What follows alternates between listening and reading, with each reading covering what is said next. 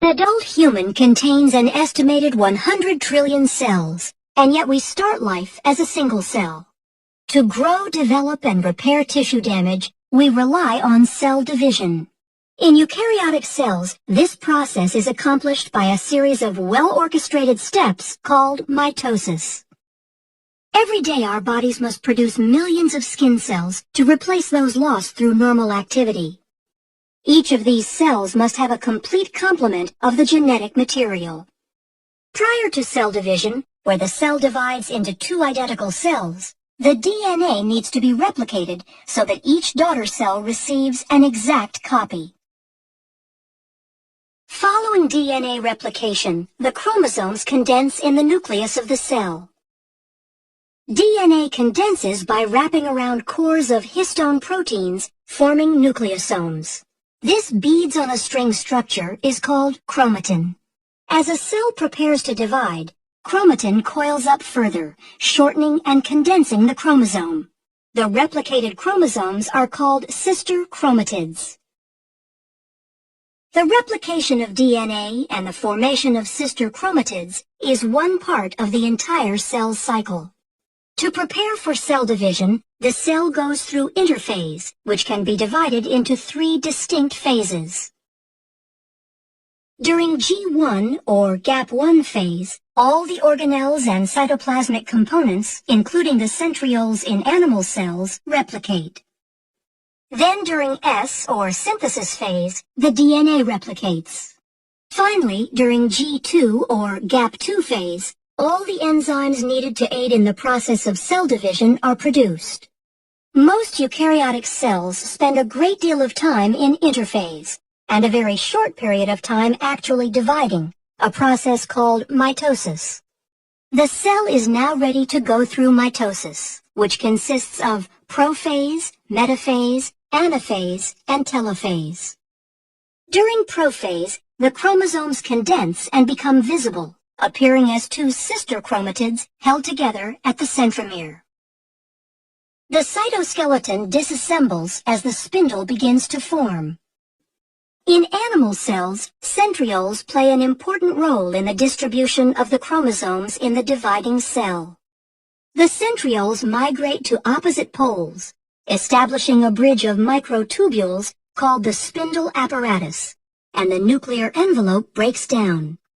Towards the end of prophase, chromosomes attach by proteins in their centromeres called kinetochores to microtubules from each pole, moving the chromosomes toward the equator of the cell.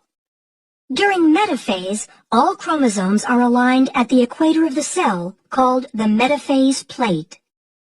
Anaphase begins with the degradation of proteins that hold sister chromatids together, freeing individual chromosomes. The free chromosomes are then pulled by their kinetochores to opposite poles.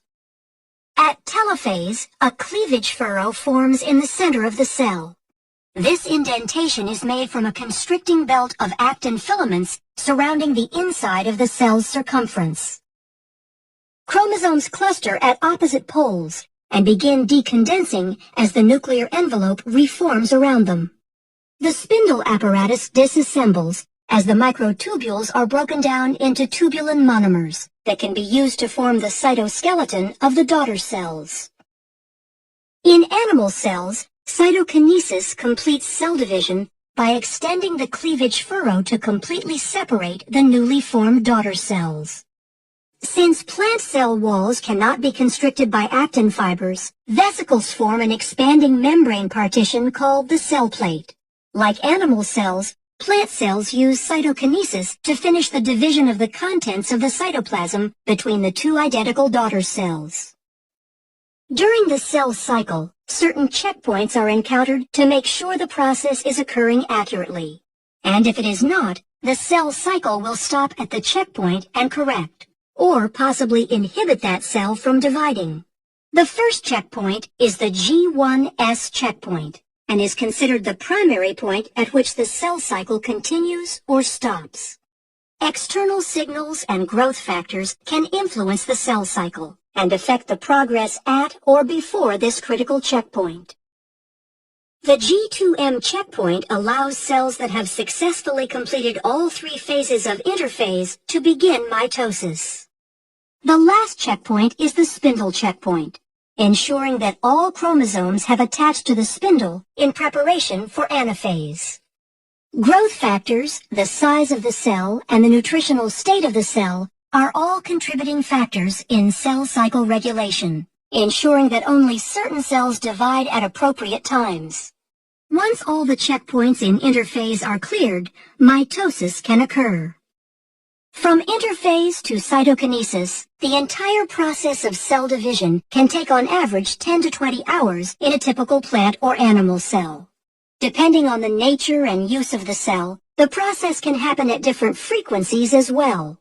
In humans, our skin cells have a high turnover rate due to wear and tear, and go through mitosis very frequently, whereas other cells, such as adult neurons and muscle cells, rarely divide.